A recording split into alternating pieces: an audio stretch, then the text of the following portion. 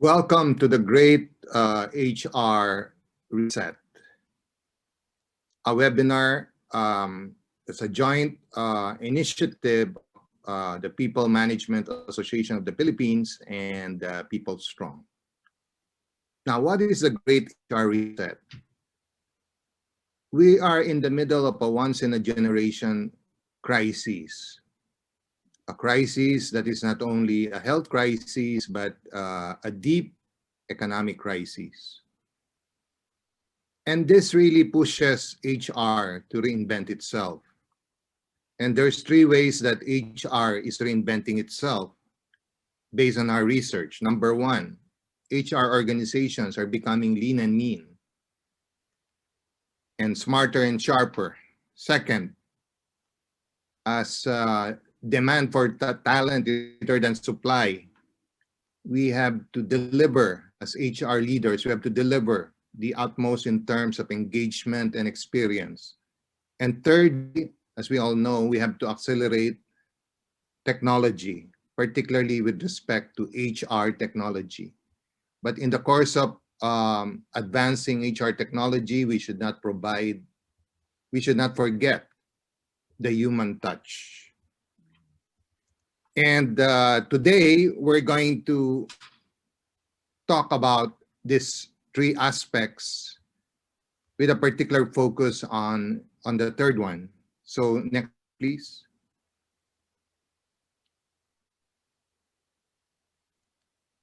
Mention that this is a partnership between People Strong and People Management Association of the Philippines.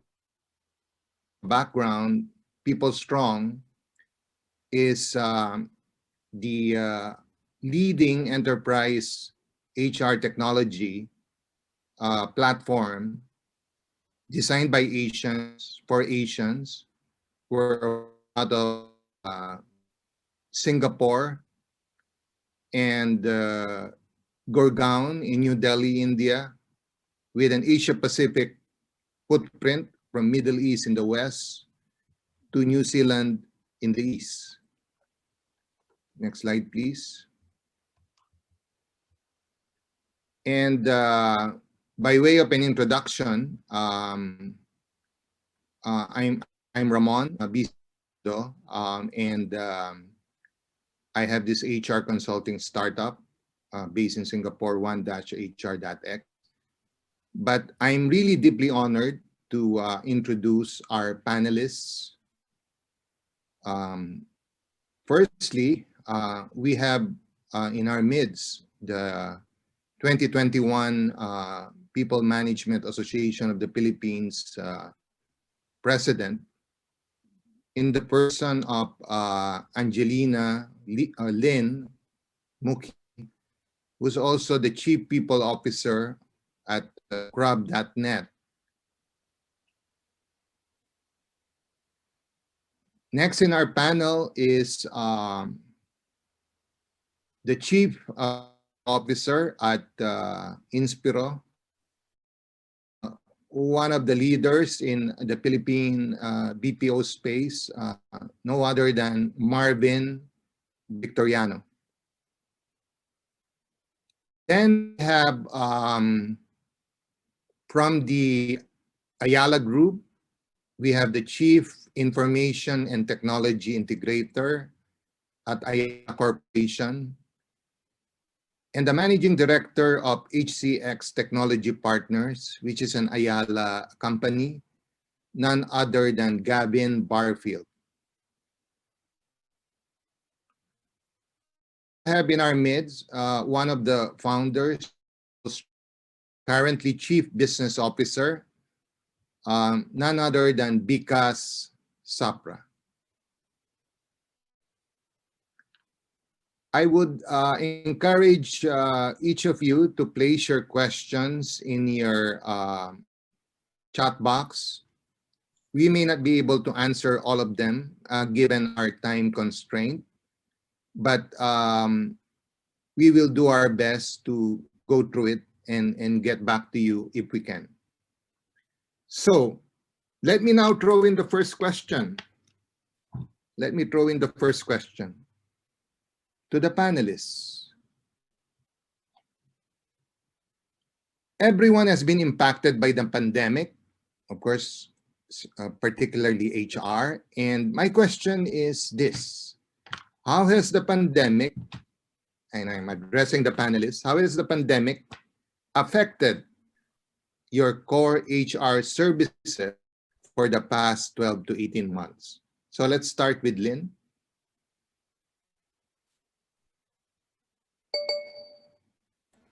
Thank you very much, Mon. Indeed, it's a good way to start looking back at how the past 12 months have been for us, both in the HR field, as well as in the technology field, as well as in business operations.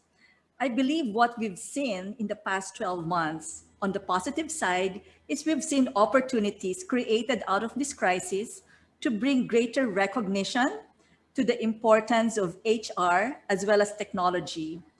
We've often been seen as support, right, to frontline business operations. But in the past 12 months, because of the pandemic and the urgent need and the urgent imperative to sustain business operations, HR and technology came to the forefront, enabling our organizations to continue to operate, to demonstrate business continuity, as well as take care of our human resources, allowing them a measure of security that we will continue to provide them jobs, that we will continue to take care of their well-being, and then life will go on with as much normalcy as we can in spite of the upheavals going on around us. And that has taken a lot of agility for HR as well as for tech people as well. That's why I'm so glad we have Gavin here to represent the technology side. Suddenly we became the strongest partners in the organizations that we serve, haven't we? No way could HR have delivered taking care of the employee experience, continuing services to the business, our clients, internally and externally, had we not been empowered by technology. So the big reset is that really, more than ever, we have seen that people, and we have proven it, people is key to business survival. It's people who will keep our organizations going and functioning. And this time we have seen that technology for people is the way forward for continued success of our organizations. I hope that is a partnership that will continue. You know, our lives will never be the same again. We will never go back to the way we have worked before. We can only build on our successes of the pivots, the transformations that we have accomplished in the past 12 to 18 months and move forward, building from there to create a better workplace where we enhance the employee experience. Thank you, Lynn. So our champion and advocate of the Philippine HR community. Now let's move on to a practitioner of, one of the industries that keeps the Philippines going great, which is BPO. So Marvin, you're a hero. Take it away. Oh, thank you, Sir Herman. Thank you. Actually, yes, the BPO industry is very fortunate that during the pandemic, we were considered essential and we were really given a lot of leeway to continue operations as uninterrupted as possible. The industry I'm in is extremely competitive. And I think the pandemic was a great equalizer of sorts, if I were to talk about my industry. So all of a sudden, we were all at the same boat, not really 100% ready, if I will be bold enough to transition to work at home with large numbers. We were doing these in pockets, but not in this grand scale. No? So I think during the pandemic, it really tested the HR in terms of not just creativity, but also agility and in speed. Personally, I'm very, very happy that one of the results of the positive results of us being in the pandemic was we were finally given the green light to go and get a full HR suite because our current systems were really created and processes were created in such a way that we were doing a lot of face-to-face because culturally it's a very high touch interactions for HR in the Philippines. So we were given the green light, given that we need to quickly adapt to the new environment, and we've teamed up with People Strong, And they've been very, very strong in and very fast in setting us up. In fact, Sermon, when the lockdown happened around March, we were at the beginning of a very important seasonal ramp. We were about to hire more than 3,000 people for Mother's Day. And how could we do that if our recruitment centers could not process applicants, right? So thankfully, we had the likes of People Strong, and we had to do a lot of other tweaks in our processes, and we were able to hit our Mother's Day ramp.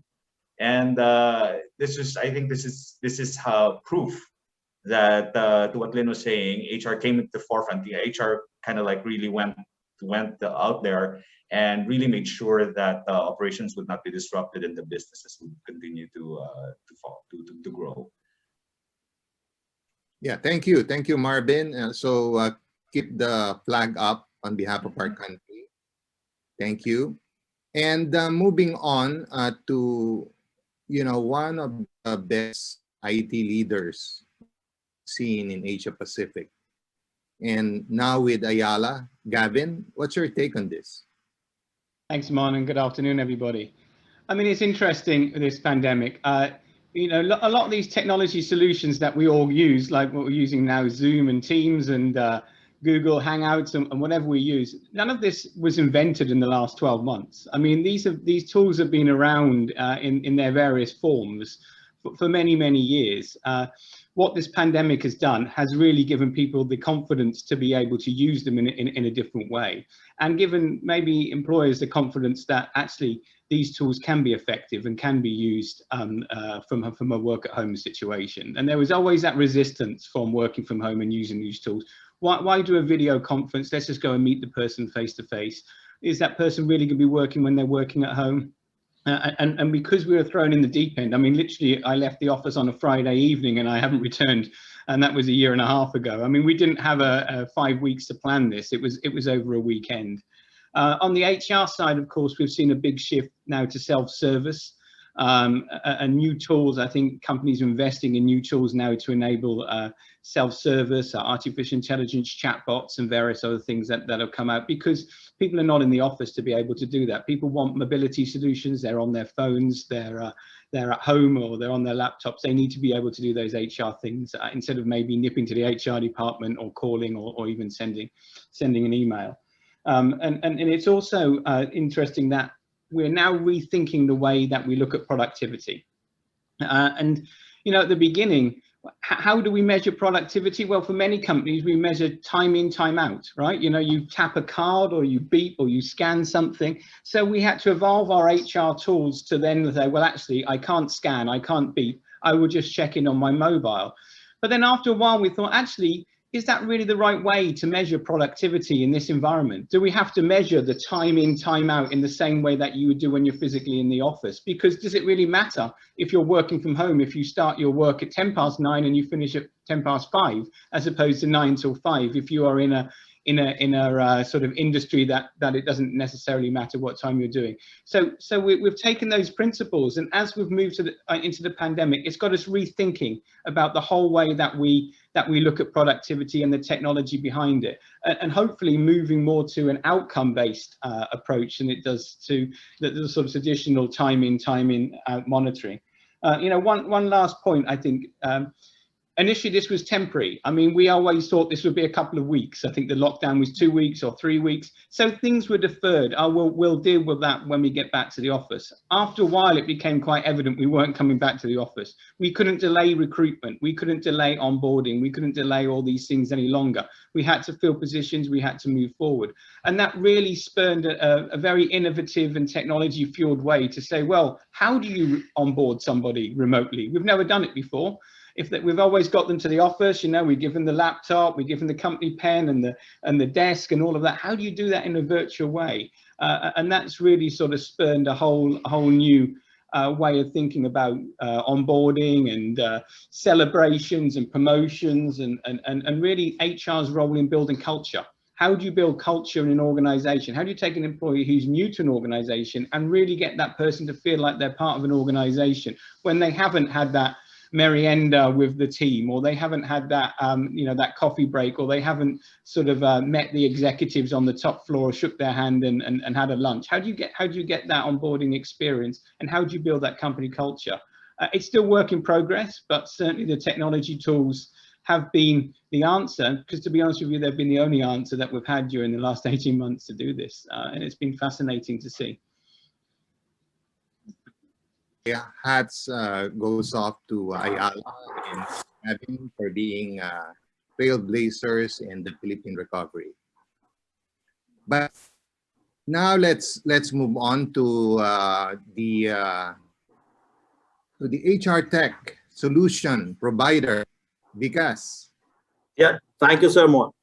So what we have seen is that pandemic has resulted in crisis, and it is crisis for everybody. However, every crisis actually brings opportunities, and I'll share my learnings based on these opportunities. Now, what has happened is that prior to pandemic, all the team leaders who were having reporting of the team members, and I was a guilty party to it also, we had this mindset that everybody has to come to office physically to do their task. We did not have the mindset of allowing people to do work from home. And the moment pandemic started, this was a forced thing because there was lockdown. And there was a new way of working which started, and it has actually started for the betterment. Now, what has happened with work from home is it has benefited employees, because now employees are saving their time. They don't have to travel to office. They are saving their cost.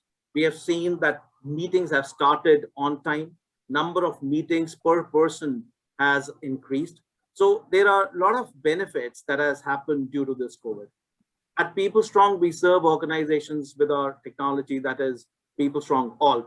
And I will share my learnings based on that HR technology, based on the module usage which has happened. Now, if I talk about recruitment, the complete collaboration and the scheduling of interviews between the recruiter, the interviewer, and the interviewee has improved considerably. Online interview has started. So thereby, if the candidate was coming late or if the interview was not available, all those kind of things have been taken care of due to this technology tool. We have seen cancellation of interviews has reduced by 27%. Similar experience in onboarding. Today, I can safely say that 100% usage of onboarding has started. The moment a person comes to the office, earlier what was happening was that the person was giving documents in hard copy. Now it's all online. Nobody wants to touch anything which has been touched by somebody because of COVID. Everybody is scared. So everybody has actually started using of technology. Adoption has increased considerably. Induction and training has happened. Imagine when induction was happening and there was classroom training, people at the back were using mobile. They were not interested in what is happening. And now because of this training online, just-in-time training is there. So whenever I want to train myself, I will train. We have seen adoption of OKR has increased considerably. The moment person joins in, he or she is able to put in their objectives. They're able to map their objectives with the organizational objectives. And this mapping of the objectives with the organizational objectives actually gives the feeling of being inclusive in the journey of the organization. We have seen people, those nudges from technology to tell the person that there is an activity which is supposed to be closed in the next 2 days. So technology is giving those nudges. They are able to collaborate using our collaboration platform with the people, and they're able to take that help. We have seen one very important thing happening. Paper is out, no paper usage. So all the claim submission is happening online. People who want to upload their bills, they can use our mobile app, they scan, data gets parsed, and they upload it there and then itself. The approval rate of those claims has improved by 20%, because earlier, if I'm punching, there can be a typo error. Now, because it is getting parsed, the errors are not there. So it's a paperless claim submission. In certain places, still the payslip was given as a printed copy. As I said, people don't want to touch anything which has been touched by somebody else because of COVID thing. And now imagine there was hard time impressing people who were working in the manufacturing units, because, or rather people who were not having computers. to use the mobile. So they have to download the mobile app and they have to use it.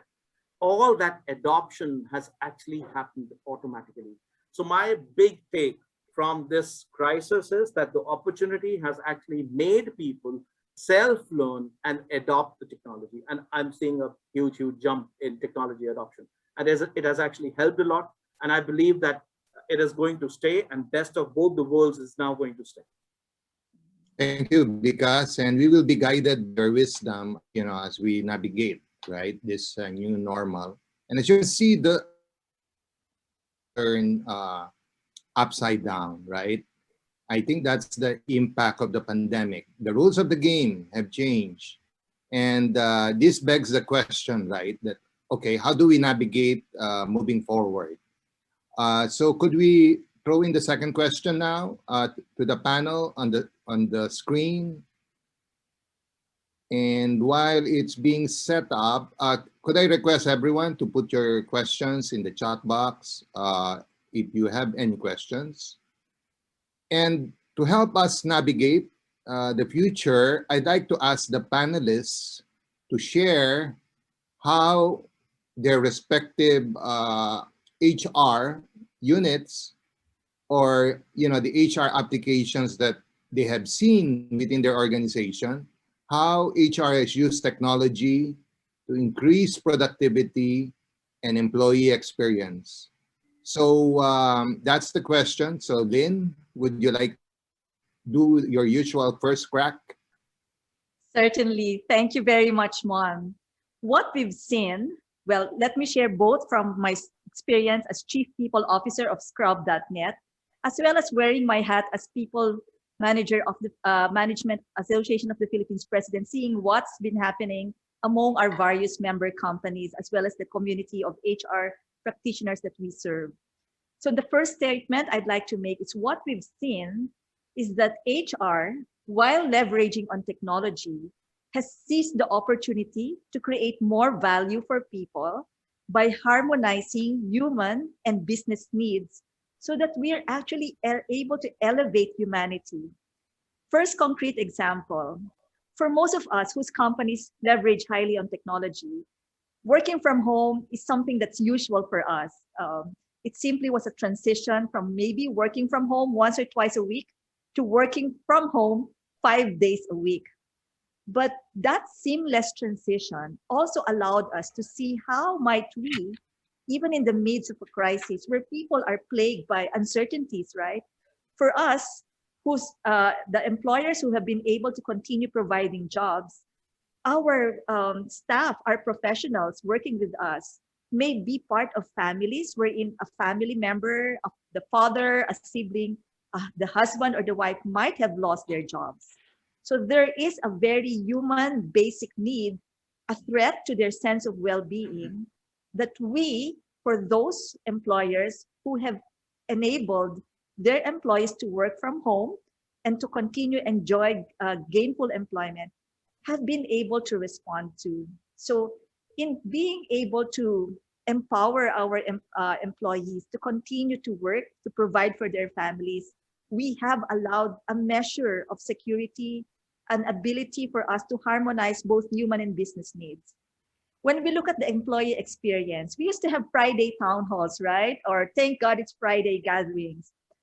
In Scrub.net, we've shifted it to Mondays because we want our people to feel empowered as they start their week.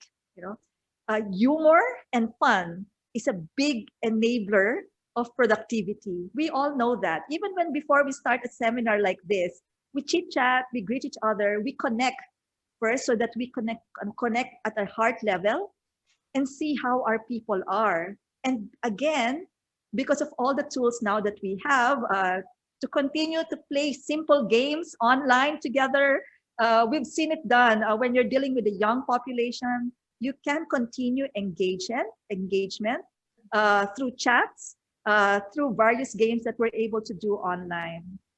When we look at recruiting, for instance, Vikas mentioned earlier, you cannot stop recruiting. You got to keep on onboarding people.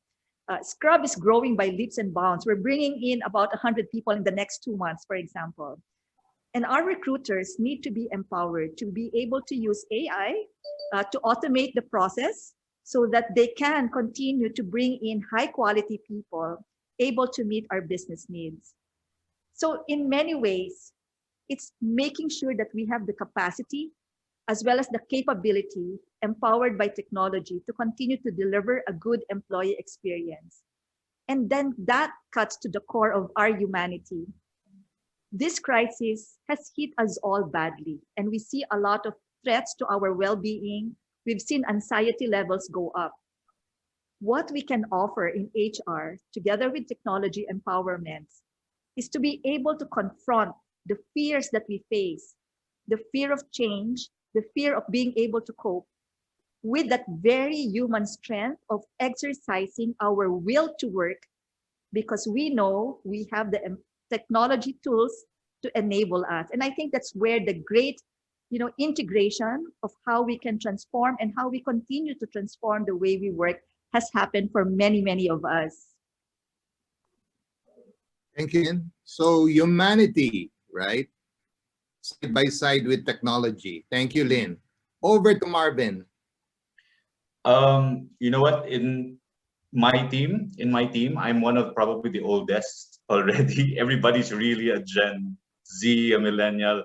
And so when we were thrown into the situation wherein we had to already start using these tools that have been available for several years already, my team was like all ecstatic. They were all for it. They were very comfortable using it because they were using these tools in some shape or form, in their personal lives. And so I think the transition from, a very highly face-to-face environment for us, we were able to transition really, really well. From online classes to online recruitment to doing even our job fairs are now online. All of these were kind of like easy to transition. I really say that it's easy to transition because I have such a young team who's very much, well versed with these tools. It's very familiar to them. So I think in that sense, this is why the BPO industry has continued to thrive despite the pandemic. And I think this is also one of the reasons why, because of our young demographics, our employees also easily adapt to that new environment. But unlike other industries, the BPO industry needed to also continue to have on-site presence. And this is why during the pandemic, we were allowed to have certain concessions. So it provided us the opportunity also to kind of like reinforce our employer value proposition that we want to take care of our people. So in a very real way, they saw that we were taking good care of them, especially if they were meant to be on site. So we've had these shuttle services, we've had these lodging provisions for them, meals, etc., etc. So their safety and their safety and welfare was really top priority, and they felt it. And I think this is the reason why, particularly for Inspiro, when some of our competitors had contracting businesses, we were actually growing during that time. A lot of our existing clients were providing us more work, and we even won 10 new logos during the pandemic. So this is testament to how the employees managed to stay engaged, despite the very difficult situation. We were able to prove that we would be, we could adapt to this new environment. We were able, and HR was very much a frontliner in making sure that the hybrid model, we call that the hybrid model, where there's the on-site and the work at home, can really work harmoniously. It's not perfect, as Gavin said. There's still some work to be done. But I think the main challenge for us in HR was to ensure that the experience was the same. The same for whether you're working at home or you're on site, that the experience is the same. And the standards are still consistent. So I think that particularly for our last year and moving into this year, we've proven in Inspiro that we've managed to make the transition very well, as evidenced by the growth of the business.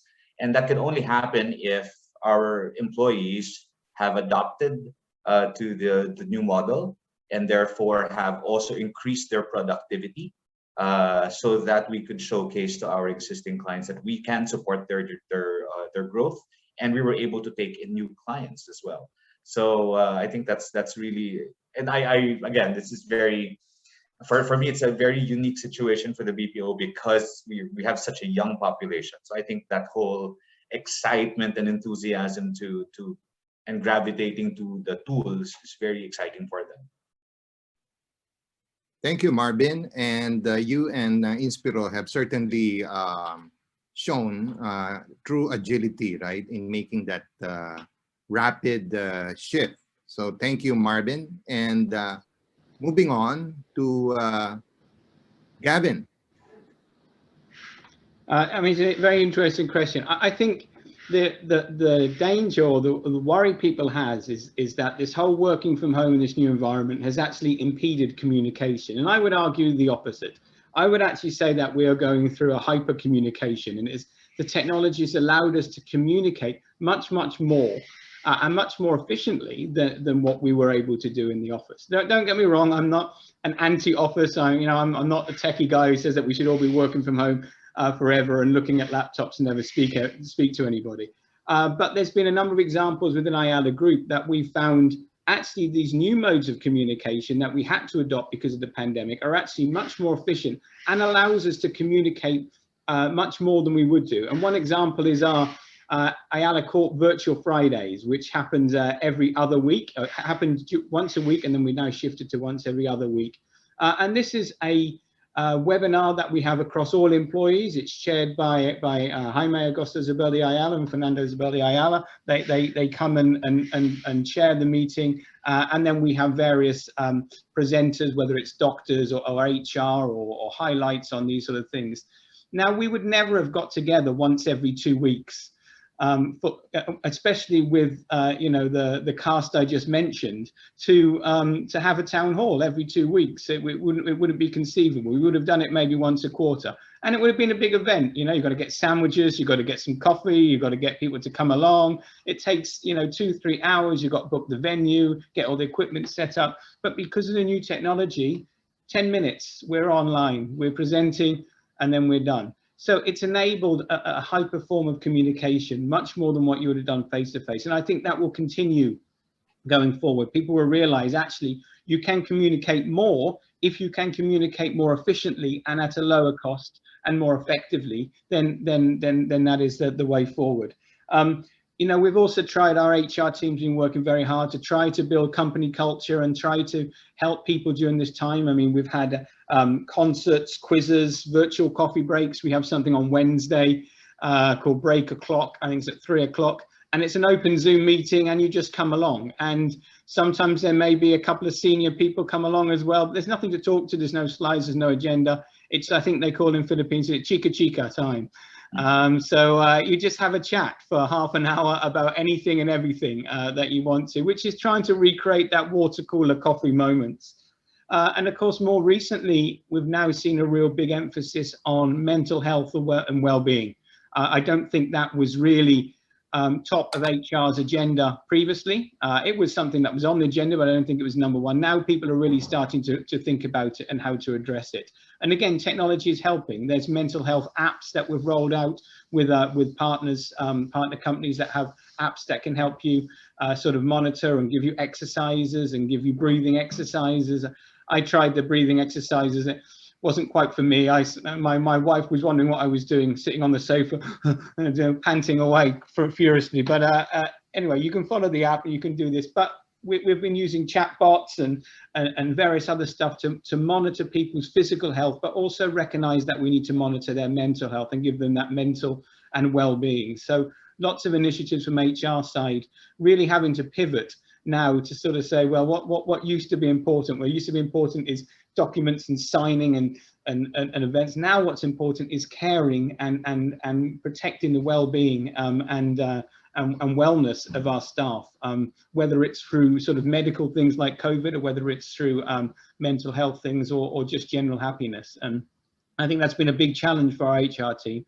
But to be fair, they've done a fantastic job with the tools and limitations available to put us on the right path.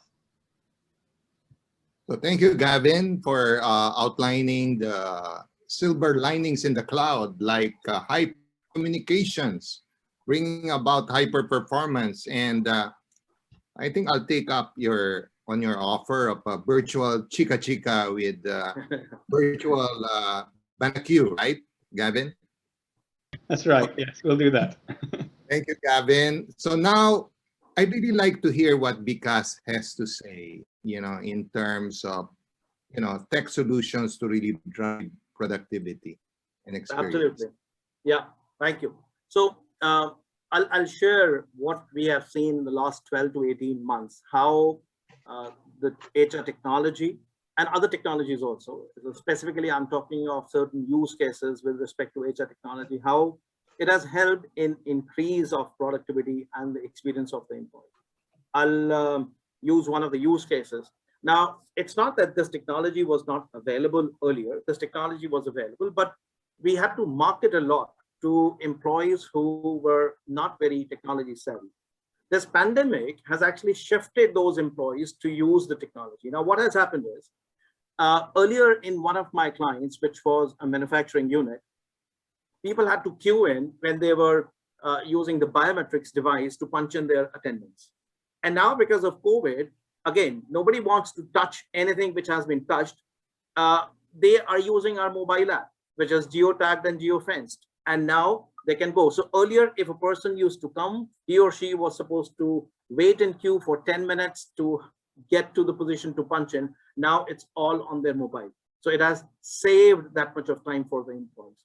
Now, because those employees are able to log into the device, they're able to see all the data pertaining to what all activities they are doing, pertaining to how their salary has been computed, what is their overtime, tardiness, undertime, and they're able to see each and every data point, which means that there are less and less number of queries which are going to help desk. We did a survey approximately after 3 months of pandemic, and we asked that to those employees who actually logged in and they were able to view the data. One startling learning that we had was that this data actually has made these employees trust their organizations more. Earlier, they were not able to get the data, or they were not seeing the data. Now they are able to see that data. And because the data is shown to them in a very transparent manner, they are trusting their organizations more, they are happier, and they're more productive. So the experience of the employee has improved a lot. As I was talking about the OKRs, and because each and every person is able to manage the daily activities, and there are nudges from the technology, they're able to collaborate. When I was talking to my HR colleagues in other organizations, so I asked them that what is the situation now vis-a-vis pre-pandemic? They said that pre-pandemic, if they were using, let's say, 10 employees to do a certain task, today they are able to do the same with 8 people. There is already a 20% productivity gain because of the usage of technology, because people are coming on time in the meeting, because meetings are more per person, and there is less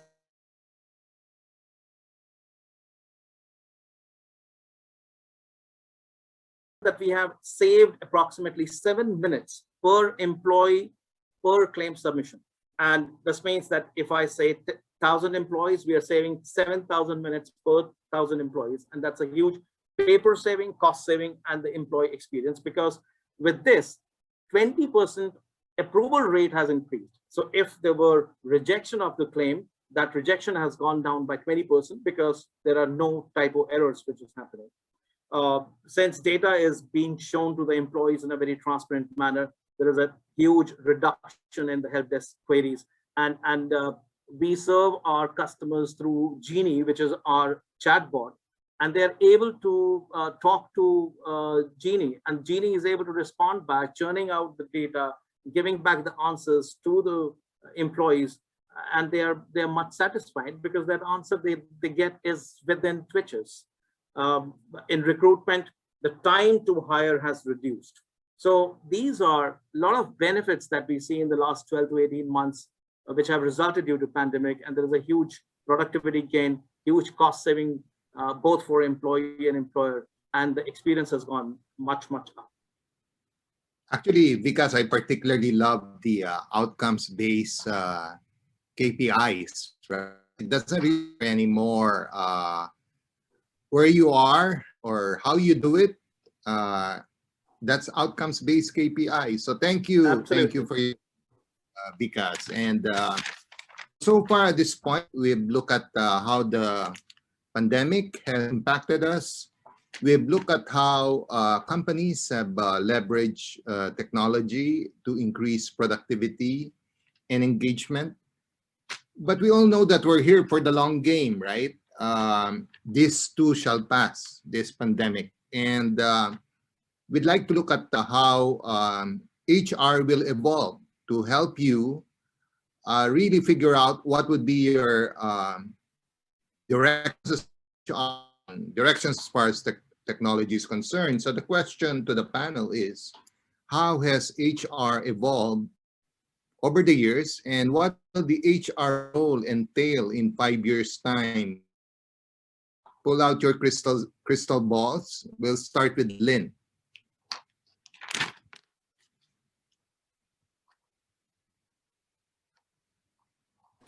Thank you very much, Juan. In the past 5 years, when we look at the conversation in the HR community, it's been a lot about how we would position ourselves as strategic business partners, right? We've heard many seminars, leaders, books talk about HR as the strategic partner to the business.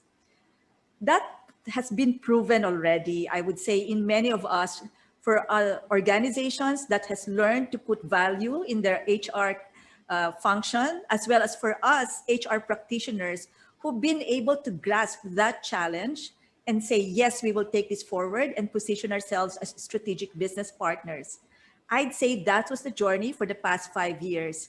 And it got accelerated in the past year and a half of the pandemic, because we have demonstrated, as I said in the beginning, how HR is the great enabler for business continuity, as well as people well-being and enabling our people to continue to function and deliver on their commitments to our customers and our clients.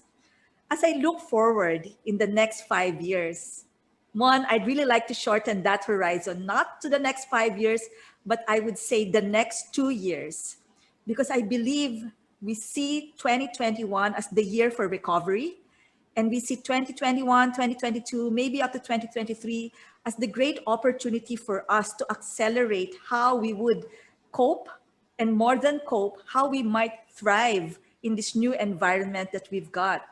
So I'd say there will be 5 imperatives that HR leaders should champion for. One is making sure that we influence strategy and capital allocation with a people-first mindset. This has been our advocacy in PMAP ever since. When we think of the triple bottom line, we say people first, because it's people who will enable the achievement of all the other business goals. So HR must lead in developing business strategy, allocating capital towards that mindset, people first.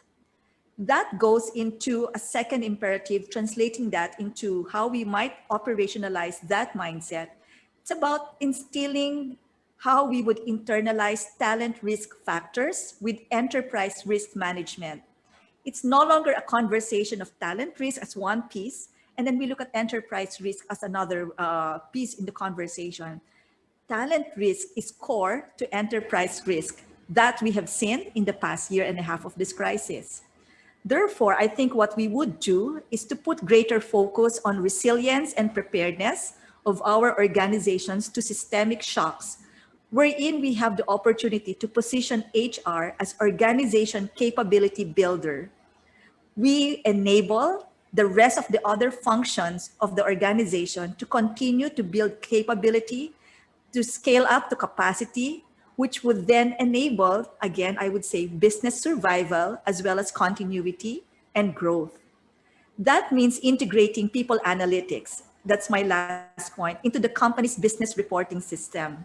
So again, not HR simply as some function on the sidelines, but HR at the core, at the front and center of enabling enterprise growth, enabling capability, managing risk, and making sure that we are able to take the advantages and opportunities forward, even as we face a world that will continue to change at a really rapid pace. Yeah, thank you, Lynn. So there you have it, from a futurist, right? HR futurist. So happy to hear you have, you're seeing the community to be moving forward, yeah, with your 5 imperatives. So thank you, Lynn. Now over to Marvin. Yeah. Prognosis. Thanks, Herman. Actually, Lynn and I share the same view with regard to how we've evolved over time.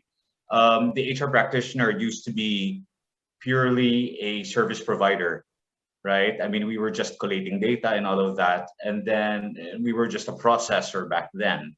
And then over a couple of years ago, a few years ago, we've kind of like moved on to become a business enabler. And I think now, as Lynn has mentioned, we are a strategic business partner, and we fought very hard to have a seat at the table. We fought very hard to have our space in the boardroom and to really say that we're not just here to influence the way the business direction is, but to also be a contributor to what the entire business is going to undertake. So I think we will solidify our positioning as a strategic business partner over the next few years. And we can really only do that if we were to shed off some of our preconceived HR principles and really embrace technology, embrace the fact that there's a lot of world perspectives, right? That the younger generation, the younger workforce is injecting right now. You see my background, it's Pride Month. So this whole concept of inclusivity, this whole concept of participative engagement with employees, it's really a dynamic environment right now. And I think HR over the next few years would really solidify its position as a strategic business partner if they're able to really capture all of these changes, translate this into the right business acumen, right, and then strategy, so that the business really flourishes. We talk about automation a lot, and I think for the longest time HR has been a collator, and we scratched the surface in terms of analysis. But again, embracing the technology that's made available to us right now, I think we are able to, and Vikas mentioned a lot of this, increase our productivity by not looking at spending our time collating the data and verifying if the data is correct. I think the direction that HR practitioners are now in and will further hone their skills would be on the analysis part, the interpretation, the ability to translate these figures and into something that is solid. And if I may, probably the big challenge for a Philippine HR practitioner is to keep this whole change in process and perspective in mind view, and still keep it culturally acceptable. I mean, the Philippines is it has a unique culture in the work environment in the Philippines. And I think the HR practitioner needs to be innovative and creative so that it still remains relevant to the Philippine workforce, right? I'm glad to hear Gavin talk about chika-chikahan, because that's really an important part of our culture. It's important for us to connect, despite the fact that we may not be physically present. So or physically together. So the HR practitioner needs to be able to create platforms for these kinds of Philippine values to still proliferate, because these values are what have made us great, has made us world class. So putting that into the environment that we're in, embracing a lot of the new perspectives that the new young HR practitioners are coming in, I think that's where we're going to be at a few years from now. Thank you. That's a great thought. Really situating all these changes in the Philippine context. So we'll continue to track your story, Marvin, even beyond this webinar. Thank you. Gavin, take it away. Well, I think it's going to be no surprise that I see the future. It will be fueled by new technology. I've got to keep myself in a job, so I'm bound to be saying that. But you know, we started off and Mon, you know, Mon and I worked together at Meralco together for many years before we all went different ways. And, you know, a lot of the time, you will recall, Mon, that we were really focusing on CX, customer experience, and that was our focus. But of course, in the past couple of years, we've shifted to EX, really starting to look now at employee experience and looking at how technology can help the experience of our employees in the company in the same way that traditionally we've employed that technology to help our customers and our front end users. We'll see more emphasis, I think, as Vikas said, more emphasis on automation, on workflows, electronic signatures. A lot of that technology is well established already and is pretty much there. More companies will be implementing this over the next 5 years. But where I think we can really see an interest is the massive rise of AI, and we've mentioned a lot about data analytics. You know, I don't know if you're aware, but one of the features, I'm an admin of our Zoom account. If you go into the Zoom account, and this is quite standard, you can actually look at a meeting and you can identify people and you can see the amount of time that screen has been active. So I could, you know, I'm not the admin of this one, but I could go into a meeting and I could see how many times the person has been watching the Zoom meeting and how many times they've swapped to another window and are doing something else. Now, is that data useful? Yes. Is it dangerous? Yes, depending on how you're going to use it. If you wanted to get feedback and say, well, actually, are our town halls working? Actually, they're not. People don't seem to be paying much attention. Maybe that's an issue that needs to be addressed. Maybe the content isn't too good. Maybe the presentation style isn't too good. Maybe people are just too busy and overloaded with other stuff. So you can take that data and you can analyze it and those visual cues to improve. The other way to doing it is to look at it and say, hey, Bob is not looking at watching my meetings. So, you know, next time we come up for a promotion, maybe he's not going to be the top of my list. So it poses a really interesting question. As you get more and more data on, and theoretically, you could get a lot of data on what people are doing, the times that they're doing, what apps they're using, what attention they're giving. You could even start looking at analyzing videos like this and videos that are recorded to actually look at people's emotions, look at people's facial expressions. Automation and AI can start now looking, and machine learning can look and see whether a person is engaged, whether a person is sad. Maybe you could even determine whether a person is enjoying their job or not. Now, you could use that data very effectively and very well to create a good employee experience and to improve.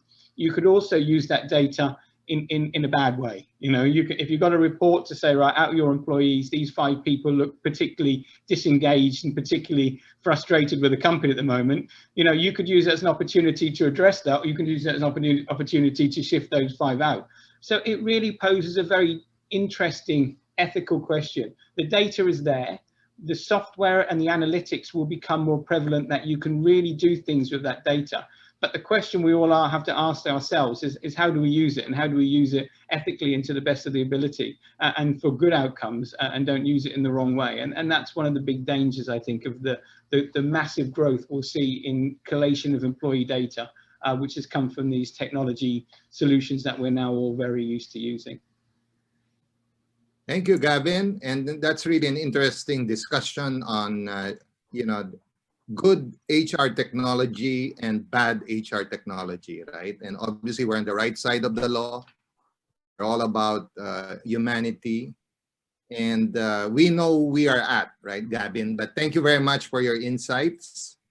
And this is the perfect chance for Vikas to now talk about his perspective on how HR evolved, and of course how technology would evolve with it. Yeah. So first of all, I'll talk about how HR has evolved over the years. So earlier HR systems were primarily used for data storage, to calculate your time, attendance, and payroll, and provide certain basic reports. And that was the earlier HR systems that were supposed to do. Then they matured into automating more processes, bringing modules like employee self-service, where employees are able to do functions themselves, providing advanced reports, including all the government statutory reports which are required. Then came the usage of analytics, which helped businesses to make those decisions. Now, artificial intelligence and NLP is providing chatbots through which employees are able to communicate to the technology. They're able to talk. And it's not only employees, it's any kind of user. So be it a finance head, if he or she wants to see that what is going to be my payroll budget for this month, all they need to do is they have to chat with the chatbot. As an HR head, you want to see where is your recruitment happening. So all you need to do is a conversation with the chatbot, and that's what is happening now. With the advancement of technology, what is going to help is retention of talent is going to be improving, and we are going to see the spirit of entrepreneurship rising in employees, because technology is equipping everybody to feel inclusive part of that organization. And that's why I believe that retention is going to improve, entrepreneurship spirit is going to improve within all the team members. As the technology advances further, I firmly believe the HR will be doing more strategic work rather than managing the transactions, providing data to businesses. Rather, I feel that HR is gradually moving from cost center to profit center, and informed decisions will be presented by HR technology. So this means that it's not that data is presented and then you have to infer those decisions. Because of AI, the decisions will be presented, and then probably you can pick and choose out of the 3 decisions that the technology has done for you. This will result in accuracy. This will result in achieving organizational goals faster. Another very important thing that I see is happening, and it's not a 5-year horizon, I believe next 24 months. HR technology is a B2B technology. I see HR technology moving from B to B to C. So there will be a complete marketplace which employees have access, and they can use those kind of features. Lastly, I believe HR will have more time to talk to employees. So currently HR is super busy managing transactions and all that stuff. So I believe the technology will help HR to talk to employees. And I also believe HR will be re-christened, and it will no longer be a human resource department. I believe it will be re-christened to an employee happiness department. And humans will not be considered as a resource or a commodity. They are creative, social part of a productive enterprise. And technology is helping in changing that mindset. Okay, thank you, Vikas. And you know, we have a lot of questions, right, on the Q&A button and also in the chat box. And I know a combined People Strong and PMAP support team would be compiling all the questions and as much as possible provide responses to each and everyone, and gives me the opportunity now to really thank Carol of PMAP, whom you don't probably see on the screen, for leading that effort alongside Marlon Ruchira of People Strong. But there is one question that I was particularly struck about, and in the interest of time, I'll ask that key question, and then maybe we could go around because we only have 5 minutes left. And the question goes this way. We are quite impressed about the advances that HR technology can bring as HR evolves.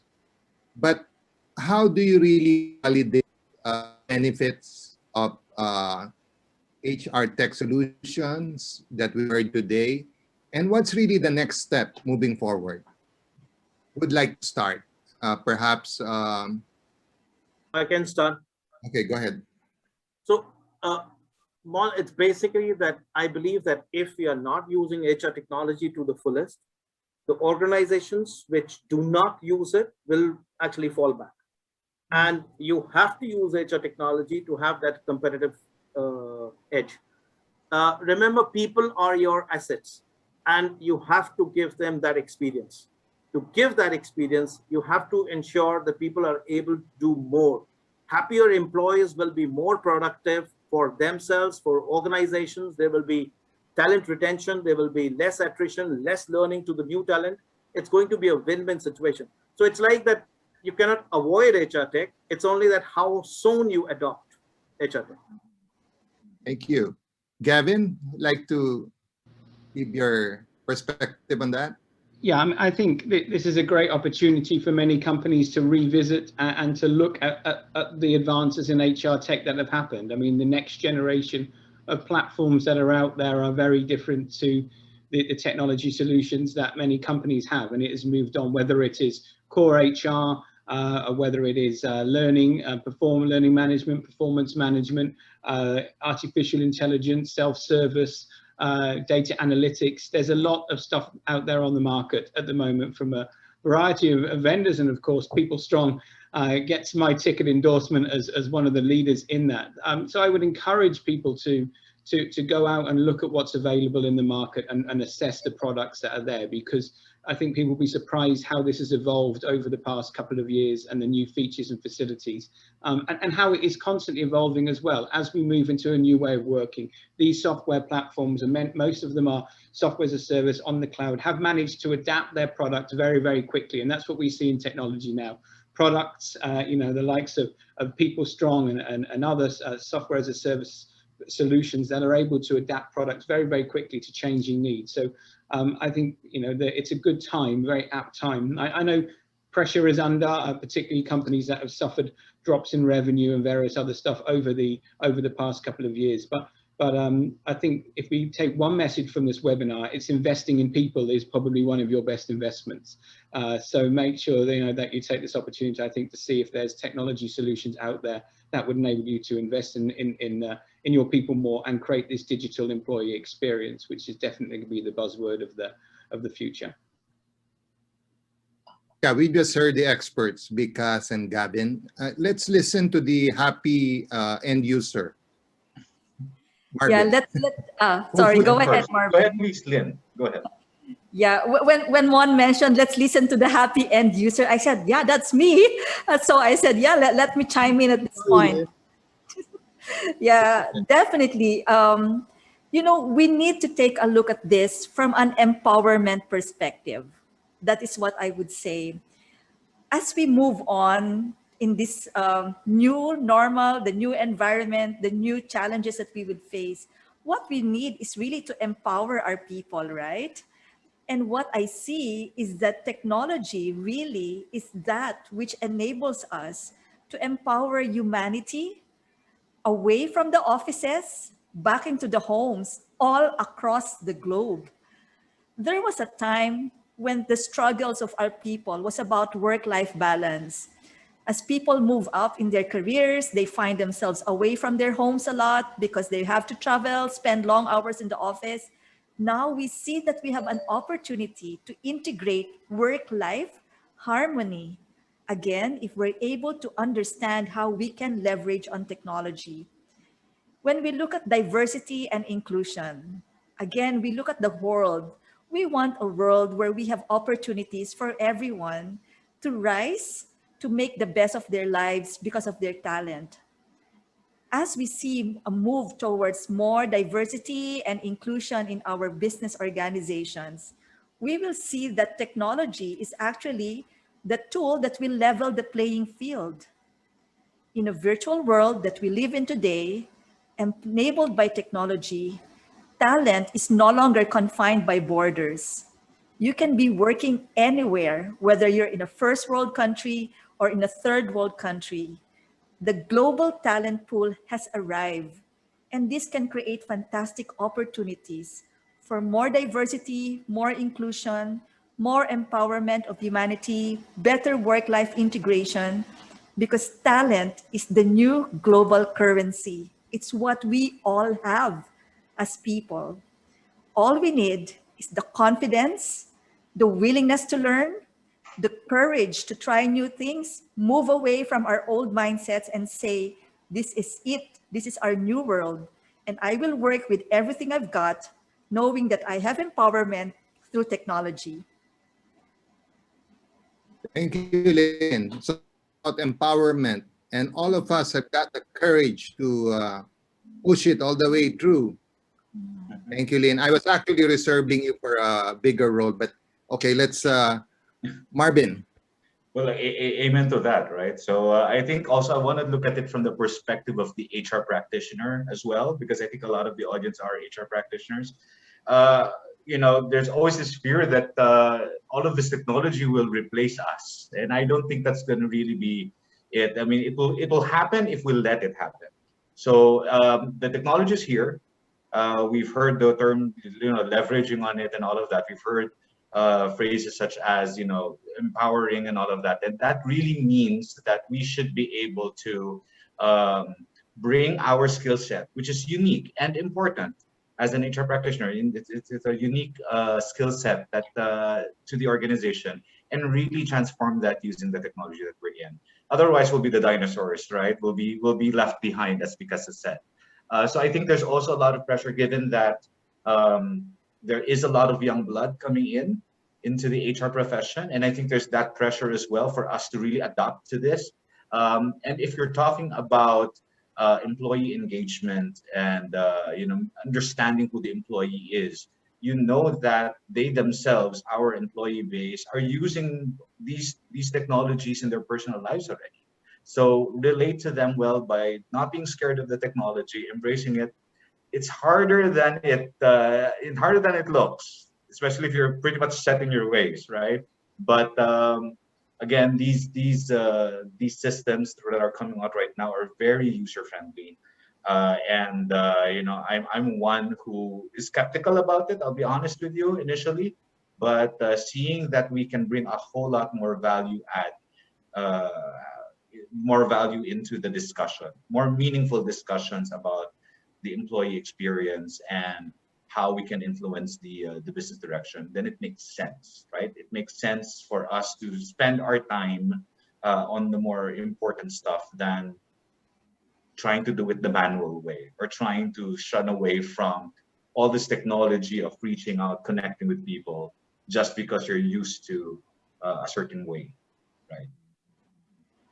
Sir, last 20 seconds. I want to respond back to James, my friend. So James, thank you very much for posing this question. You're absolutely right. And we do follow this approach. We cannot force technology top down. It is impossible. So at PeopleStrong, we also do one thing, which is NPS survey that we do every 3 months to understand whether this technology is helping or not. And we are really very, very thankful to all our customers, to all the employees, to all the users who have filled in those surveys and made us learn if there are changes to the technology which are required. So our approach is always like that. We cannot force anything to anybody today. It is always that we have to build things which will be consumed by the user. I think that's being shown. Okay.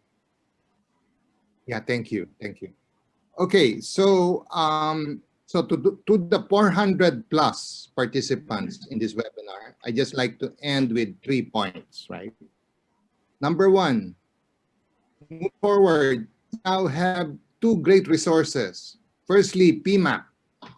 PMAP is a resource in itself, right? So if you're stuck or if you breach a brick wall, go to PMAP.